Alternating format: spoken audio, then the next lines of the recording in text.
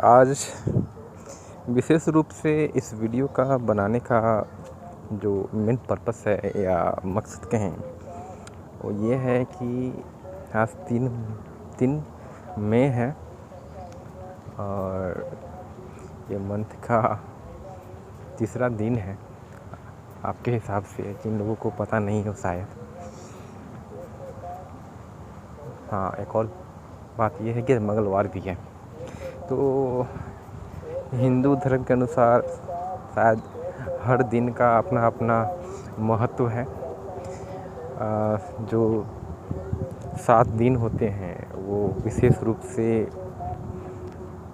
हर भगवान के लिए शायद फिक्स कर दिया गया हुआ है, बना दिया गया हुआ है हिंदू धर्म में। तो आज मंगलवार भी है और हनुमान जी का दिन भी है।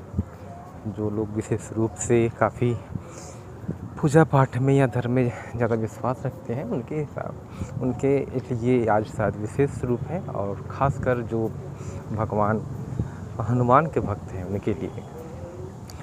तो और इन सब से हटकर जो साल में शायद एक बार आता है और विशेष वर्ग के लिए एक तरीके से कहा जाए तो मैं तो विशेष वर्ग का दर्जा नहीं देता लोगों को, क्योंकि हिंदू हो या मुस्लिम हो या सिख हो या ईसाई हो, मेरे लिए सिर्फ मानवता से बड़ा और कोई धर्म नहीं हो सकता है। मानवता ही सबसे बड़ा धर्म है, और ये तो हम लोगों ने इस धरती पे अपने आप को एक विशेष और अलग तरीके से उन्होंने अलग अलग समुदायों में और जातियों में लोगों को बांट दिया है। तो पता नहीं, शायद दूसरों के लिए उनके लिए शायद मायने रखता हो, मेरे लिए मायने नहीं रखता। सभी लोग एक हैं, और अगर ये कोई मुस्लिम है, कोई हिंदू है, कोई सिख है, तो सभी लोग मानव हैं, इंसान हैं। मेरे लिए फ़र्क नहीं पड़ता कि वो किस जाति से हैं या किस धर्म से हैं या किस संप्रदाय से हैं। तो उन सभी मुस्लिम भाइयों को मेरे तरफ से ईद की हार्दिक शुभकामनाएं, और बस उन लोगों से प्रार्थना यही करूँगा कि अपने इस पर्व को, जो साल में एक बार आता है,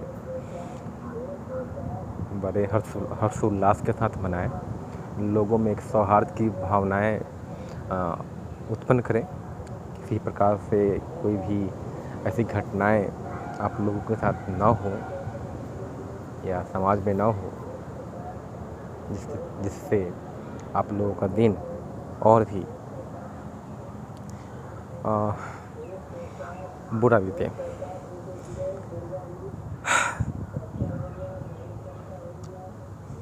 और एक और मकसद होता है, जब भी मैं वीडियो बनाता हूँ तो बस मेरे मन मस्तिष्क में सिर्फ एक ही चीज़ें हमेशा चलती रहती हैं। शायद लोगों को इस बात का फ़र्क न पड़े कि हम जिस समाज में रह रहे हैं वहाँ लोग सही से रह रहे हैं या नहीं रह रहे हैं, उनके बीच में जो एक सौहार्द की भावनाएं हैं वो सही है या नहीं है, किस स्तर पर है। इन सब बातों का शायद मैं ज़्यादा फिक्र करता हूँ, इसलिए कभी कभी ऐसा होता है वीडियो बनाकर मैं अपनी बातों को लोगों के सामने रखता हूँ, प्रकट करता हूँ, क्योंकि मेरे अंदर वो भावनाएं एक भूकंप की तरह, एक वल्कनों की तरह इस तरीके से अंदर वो जलती है, कहें आप, कि उन चीज़ों को रोक नहीं सकता।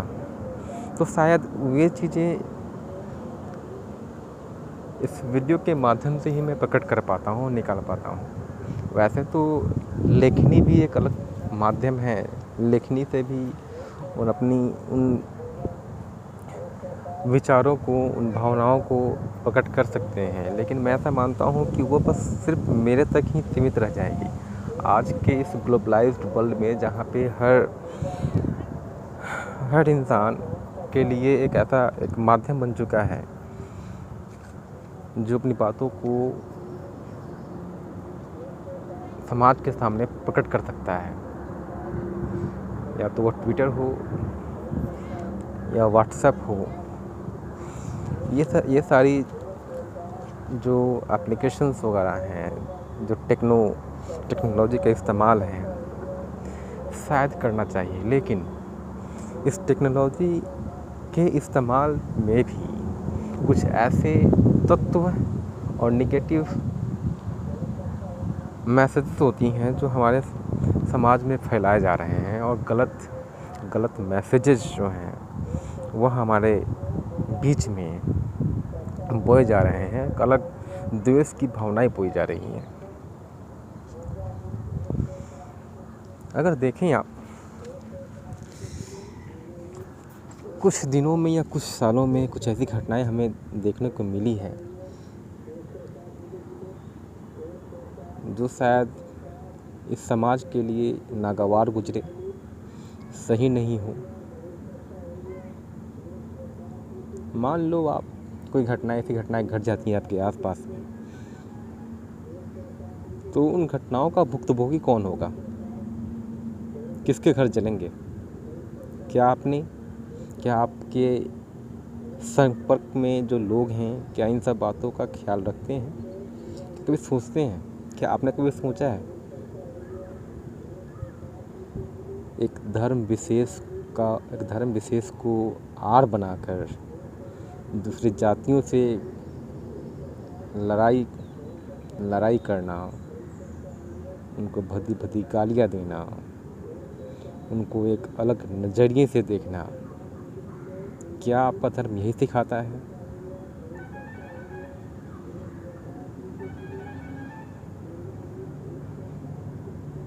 कुछ दिन पहले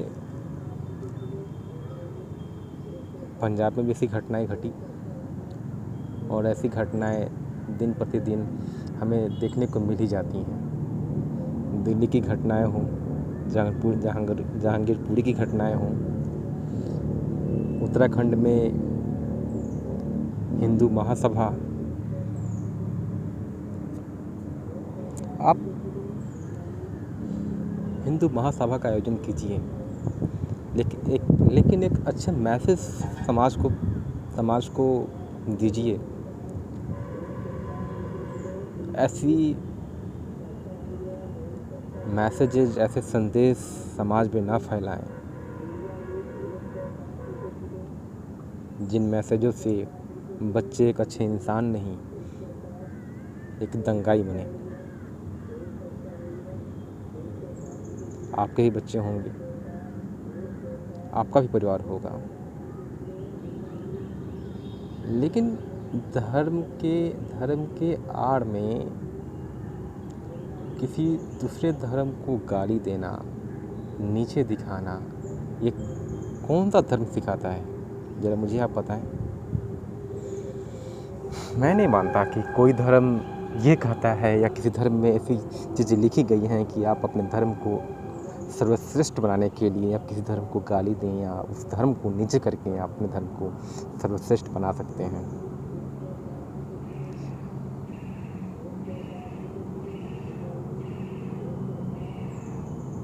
फिर से अभी हाल फिलहाल में जो पंजाब में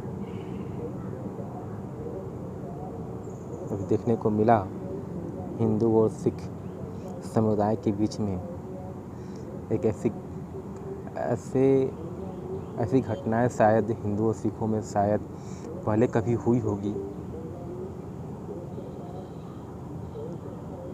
जो आज से पहले किसी को याद नहीं थी। आज से फिर से उस चीज़ों को तरोताज़ा कर दिया गया। किन से लड़ोगे अपने धर्म के लिए? हिंदू से लड़ोगे, मुसलमानों से लड़ोगे, सिख से लड़ोगे, ईसाई भाई से लड़ोगे।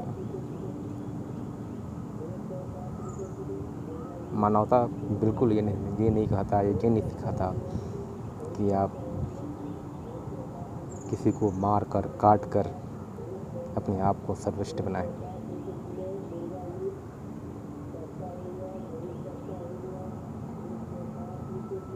महान सम्राट अशोक ने भी इतनी लड़ाइयाँ लड़ी,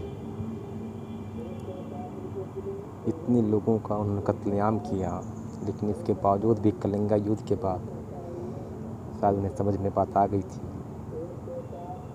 कि मानवता से बड़ा धर्म कुछ भी नहीं हो सकता है। और उस मानववादी धर्म के लिए उन्होंने बौद्ध धर्म को अपनाया। जब हम अपने इतिहास से कुछ नहीं सीख सकते, इतिहास सीखने और सिखाने के लिए होती है। जो गलतियां हमने पहले की और इतिहास के पन्नों में दर्ज हैं, उन गलतियों को दोबारा ना दोहराएं, इसलिए इतिहास लिखी जाती है, इतिहास बताई जाती है। लेकिन आप लोगों को इतिहास को एक अलग परिप्रेक्ष्य में प्रकट किया जा रहा है, बताया जा रहा है, उसको अलग मिस इंटरप्रेट करके आप लोगों को बरगलाया जा रहा है।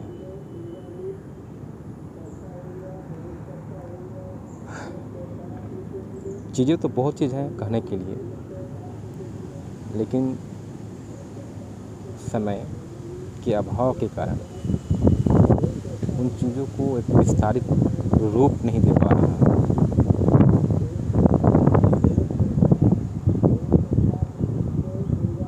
मेरी भी परीक्षाएं चलने वाली हैं, होने वाली।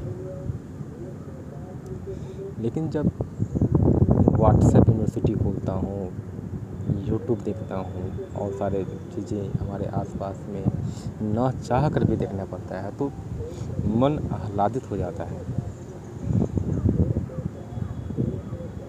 कि ऐसी परिस्थितियाँ क्यों बन रही हैं समाज में और इस देश में। आज से पहले तो हमने ऐसी समस्याएं नहीं देखी थी।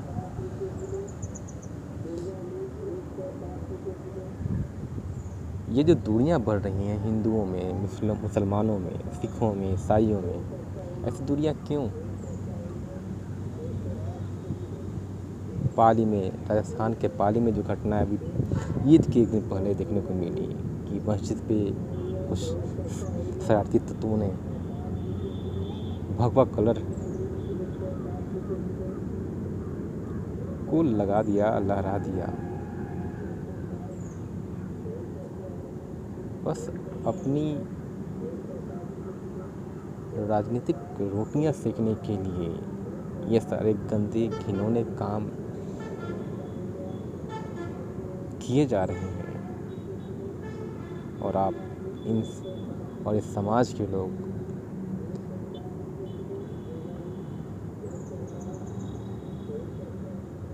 इन बातों को शायद समझ कर भी नहीं समझना चाहते हैं।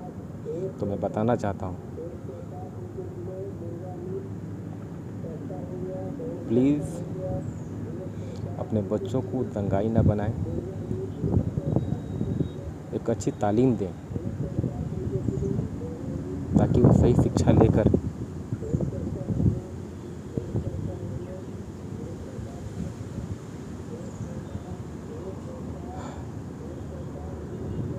समाज को अच्छा मैसेज दें।